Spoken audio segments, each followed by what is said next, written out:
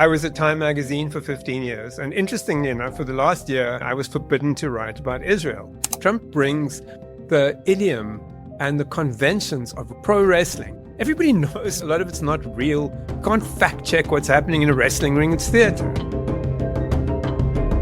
Hello, everyone. Welcome to the Readiness Report with the Daily Maverick. I'm glad to be with you. Again, still coming to you from a very, very hot DC. I am speaking to somebody whom I heard was in New York, but every time I reach out to him, he's going to South Africa. When I go to South Africa, he's in New York. So I don't know where in the world Tony Karon is, but I'm just going to hand over to him so he can introduce himself to you. He's got a sterling resume, but I think he's going to blush if I tell you what a wonderful global editor he is. Al Jazeera, he does podcasts, he does all sorts of things. Tony, welcome. How's it? Ek is bly om met jou te praat. Alweer. Ons praat gereeld op WhatsApp, maar hier is live. Yeah. For our English speakers, he just spoke Afrikaans. You know those that language that is apparently being erased in South Africa, and white Afrikaners have this refugee status in the United States because this beautiful language of theirs is not being respected. Their land is being taken. It's not true. No, wait, you said this language of theirs. Afrikaans is a language that was invented by brown people. But that's what they say. They say there's a white genocide and that's their language. And if you ask me, this is an African language, right? 100%. This is an African language. It's our language and we speak it. It is beautiful. And you are in Cape Town now, Tony. What brings you to Cape Town? Apart from it being home. Okay. Well, it's home. My wife has an art exhibition next month, so I'm here for that. But also, we are launching a show.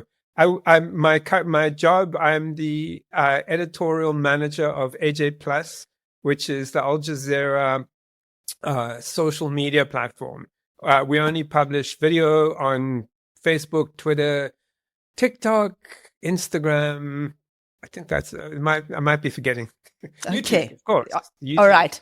And just a disclaimer, I do freelance for Al Jazeera, presenting a program called Upfront. It's a great space for me professionally and also psychologically, because I'm seeing how a lot of our colleagues who are in certain newsrooms, especially in the Western media, a lot of them are traumatized by the stories that they want to tell, but feel they cannot tell, by the editorial angle of those newsrooms. And I read just a couple of days ago that an ABC anchor that's in Australia, she won her case after being unfairly dismissed for criticizing Israel.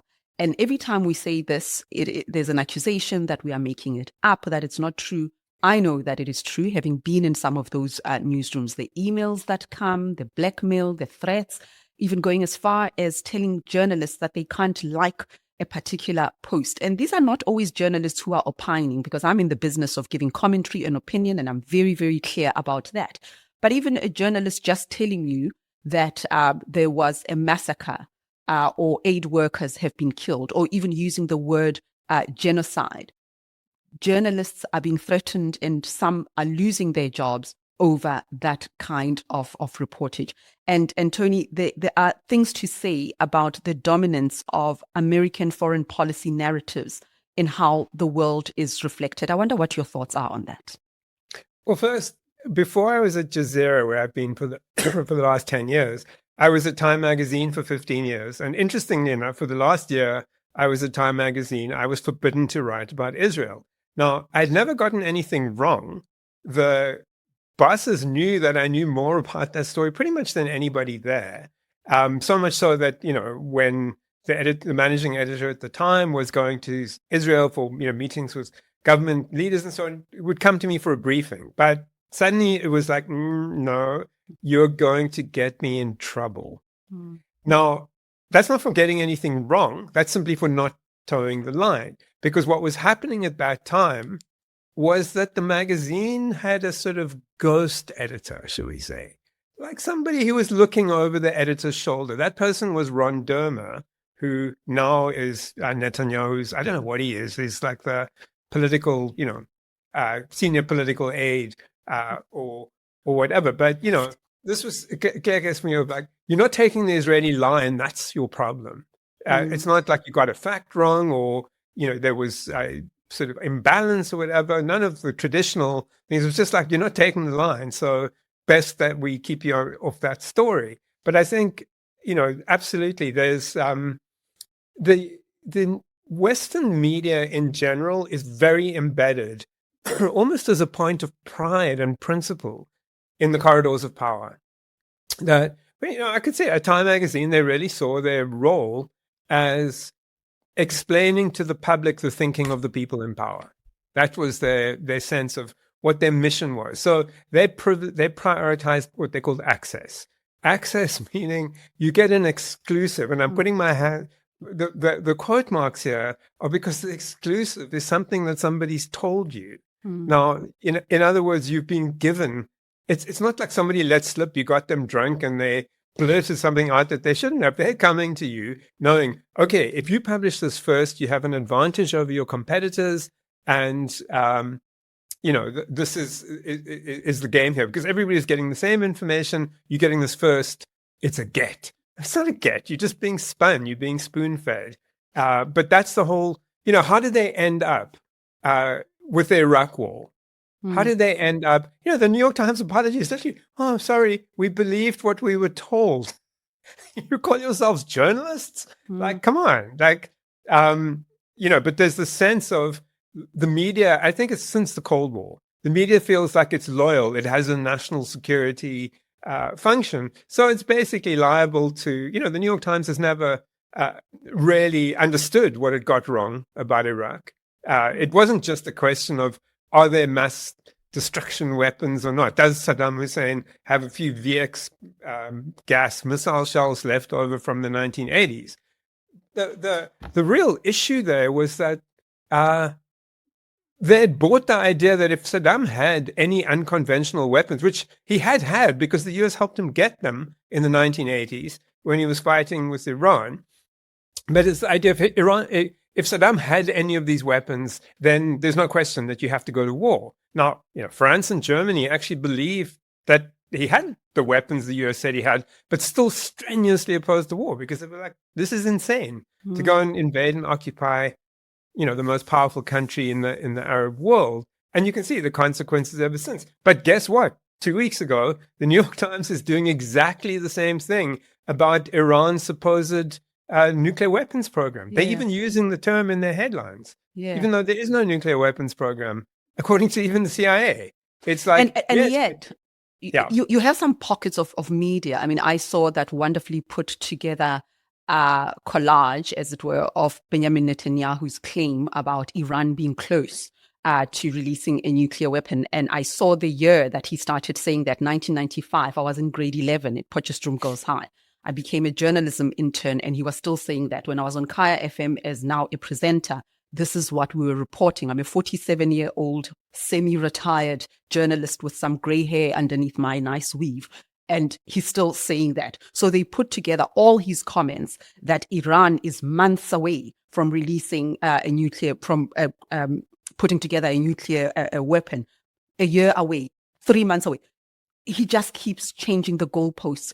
And a lot of commentators are just falling for it. But I guess for me, the bigger picture, what was the end game and why did the US enter the space? And the failure to reflect this for what it is. It's a big question, many elements, but just your thoughts. Ooh, that's a big one. That's a big one. Look, if we think about, taking the elements of this, like think about what Iran is doing and isn't doing.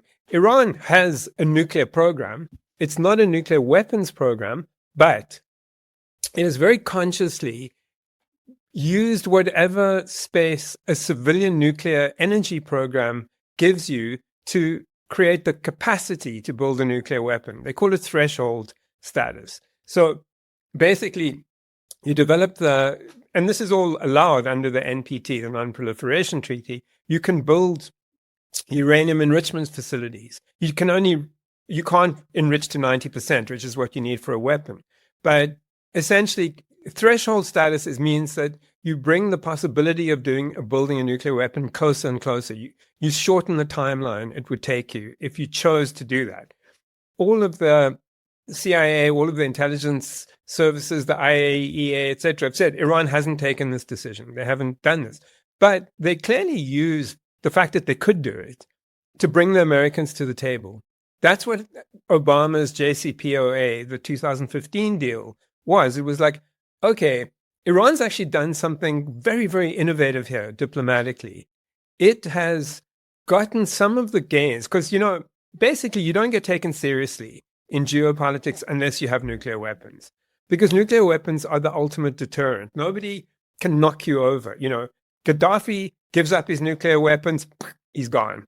Saddam Hussein gives up his nuclear program, he's gone. Kim Jong-il, he's still there, because nobody's going to mess with North Korea because they have nuclear weapons. So, in that sort of schema, the idea is you only get taken seriously by the big players.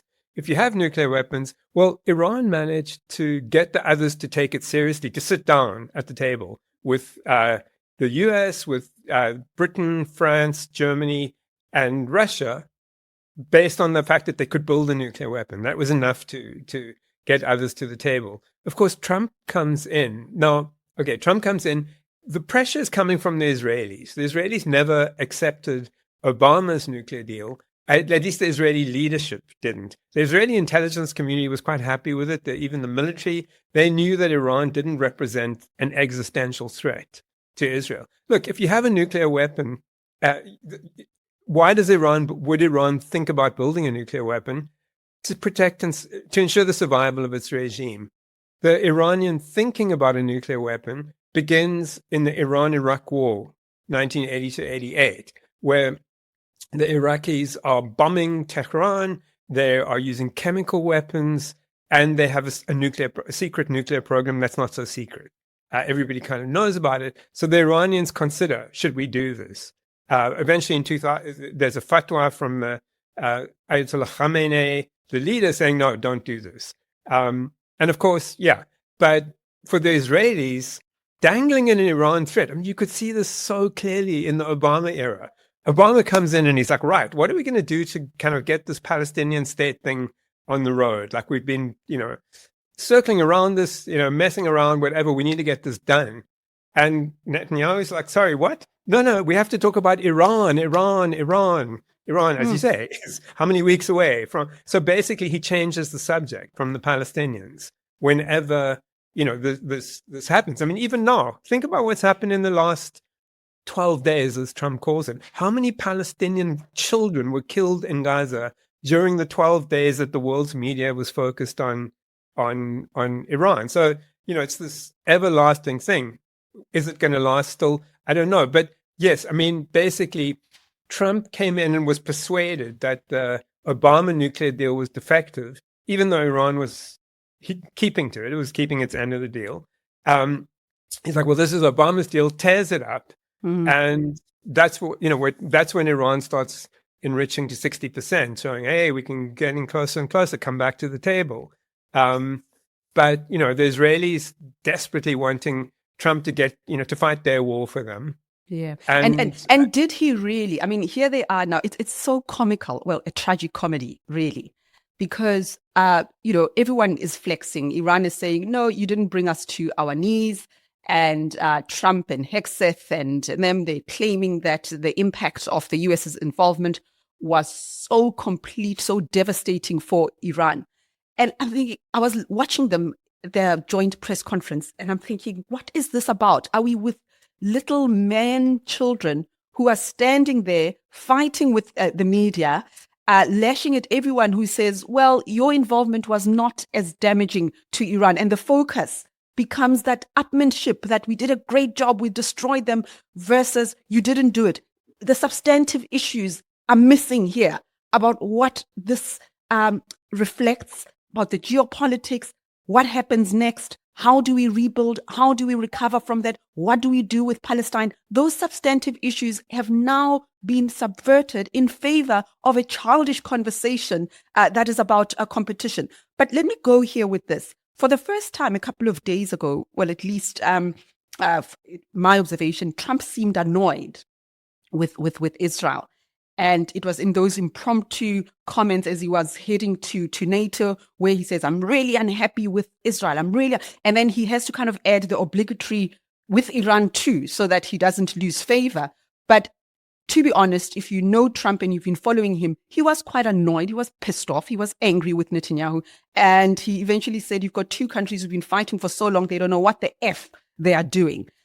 I wonder if we can make a distinction between Trump as the president of the United States who has to or feel he has to follow a particular policy and take particular posture in relation to Iran, and Trump's instincts when it comes to this particular situation. It sounds as if he just wants them to stop the bombs, Netanyahu to just listen. This is unnecessary. That's his impulse, but he's not doing it because he's trapped by U.S. foreign policy, or am I being too kind to him?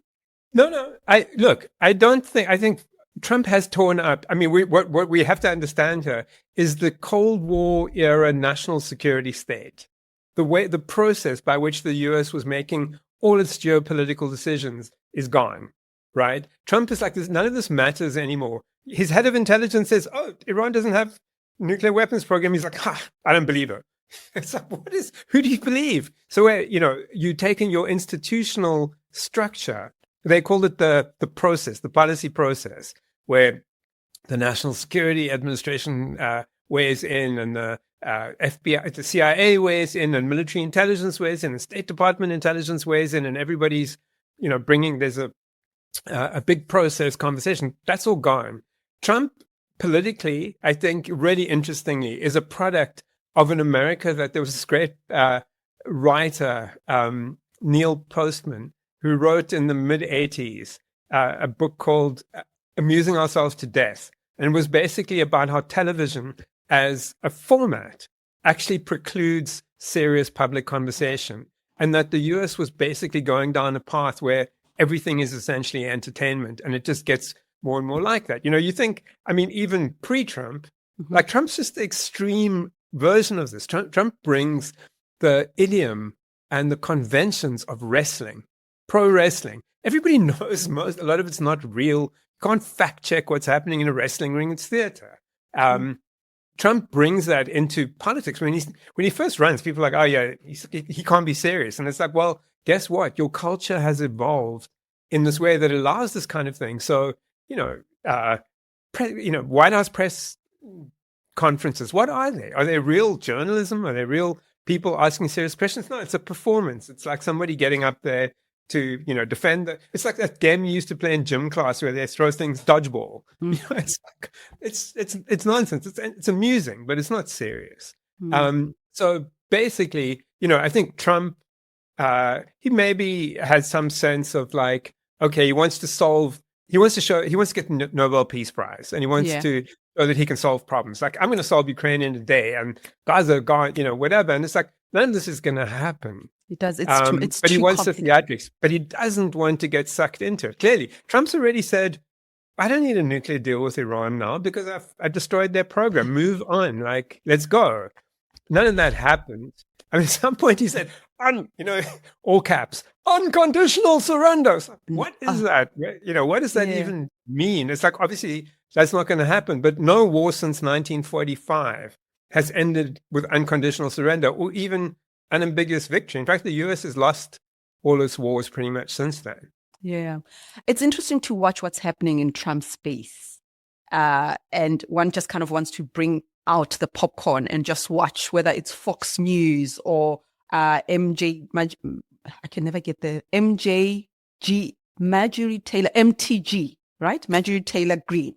I never thought I'd ever find myself agreeing with her.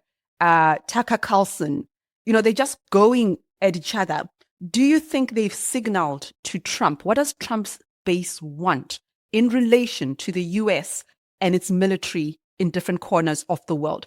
But in answering that, keeping in mind the identity of the United States, the myth of the United States. We're a great nation, and they base that on military and economic might, bringing everybody to their knees in reverence to the United States. But it sounds as if many in the base don't want the US at war.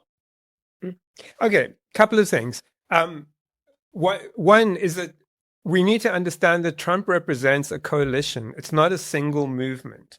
So basically, in that coalition, you have everybody from, white, mostly kind of working class or lower middle class nationalists, white nationalists, MAGA, that's your Steve Bannon's, that's your Stephen Miller, your let's get rid of all immigrants and, great replacement theory and all of this kind of stuff. So that's a lot of the voters, right? Then you have your tech bros, your Elon Musks, etc. They don't really care much about all of that stuff, but they want they want the state to have no control over what they do, although they do want a lot of state contracts. And they also want taxes. They want to get as much money out of the state as possible.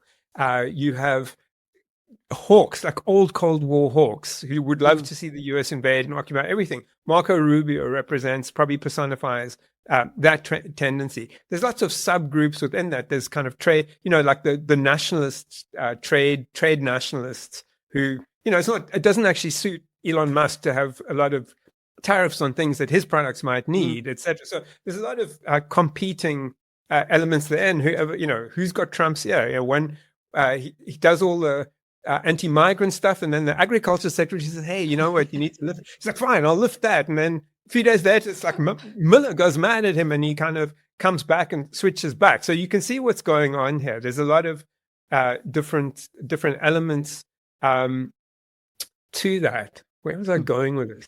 We're talking about the base and where they stand on this. And you are basically saying it's not a monolith, right? So a second thing that's really interesting to remember about recent US history.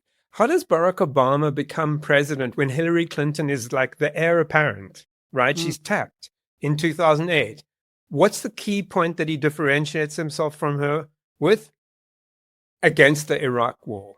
I oppose the Iraq war. Hillary's deep in all of that. The Democratic Party, he runs literally as an anti-war candidate and he wins, right? And he pushes the establishment aside. 2016, Jeb Bush is the heir apparent in the Republican Party. Trump comes along. What's his key point of differentiation with Jeb Bush? You lot went and did the stupid war in Iraq. I always said that was stupid. No, I'm not going to do any more of these wars. And he wins. So there's actually a very strong feeling in both parties among the voters of not wanting imperial wars. I think that, I think Trump knows that. I think he's trying to back out of this now as quickly as he can. Let's talk about what's happening in New York, right? And, when Barack Obama became president, Kenyans were rising, saying he's one of us. So I see in South Africa, we're doing the same because there is some connection to Mamdani. I'm talking about Zoran Mamdani, of course, who won the Democratic nomination for New York mayor. He's a Muslim. He embraces socialist policies. He's progressive. He got the support of some formidable voices, including an opponent who's Jewish. And so that is the kind of beautiful world that I want to live in, to see Jewish, Muslim, Black, brown, white people embracing ideas. But I see even in New York, you've got a very toxic, I think, right-wingism coming in and throwing the identity politics that he's Muslim. He's going to cancel every synagogue in New York. He's going to do this. That's what people are writing. And the billionaires are on his case as well. They're trying to find some legal loopholes and so on. It's about to get ugly, I think, in the build-up to November. So people must not be lethargic. But just going back to the South African connection, his father was a lecturer at UCT, right? And UWC. UWC, sorry. And he wrote for the Mail and Guardian as well. And I've been speaking to some of the students there who say, well, he was very vocal in trying to decolonize. He was pushed out of UCT and so on. But just that is enough for us to feel some sort of connection. But I don't want to be a provincialist. I want us to think globally around these ideas of solidarity, moving across geography, race, gender, in solidarity around certain ideas. But it's a big thing. It's a big development, regardless of what happens in November. I think there are lessons here for the Democrats as well around how you win elections. Your thoughts? Yeah, 100%. Look, I think what's interesting is Zoran comes along with an agenda that is basically this city is unlivable for the people who built it, Like, and, we all know this. I mean, I come from, we're journalists. We're middle class. Our children can't really afford to live in a city that they grew up in. So it's not just working class people. It's like the affordability crisis is, really much across the board. And Zoran's campaign is about affordability. It's like public transport should be free. We need to basically make low cost housing available. We need to do something to help the food prices, etc., etc. And the billionaires don't like, you can't do any of that. They're threatening to move out of New York if he wins. Yeah, no, exactly. So, and what's their key, what's the word? Their key trope, like rallying trope. He's an anti-Semite. It's like, what? No, because he supports Palestinian rights, right? Like, that makes him an anti-Semite. And it's like, for me, as a Jewish person who identifies with the universal rights of everybody and equality, and basically, I support the struggle for a free Palestine because that's the basic human thing. That's like, if you're going to say anybody who does the decent thing in the face of a genocide is an anti-Semite, well, you're saying, well, anti-Semitism, as you define it, is the decent thing, because that's not what anti-Semitism is, obviously. But they don't work with a real definition of anti-Semitism. They work with anybody who stands up to Israel, which they should do because it's a settler colonial apartheid state engaged in genocide, is guilty of genocide. So, but they think, okay, this is it. New York is the biggest Jewish city in the world, literally, right? It's got the biggest Jewish population in the world. You play that card, done and dusted.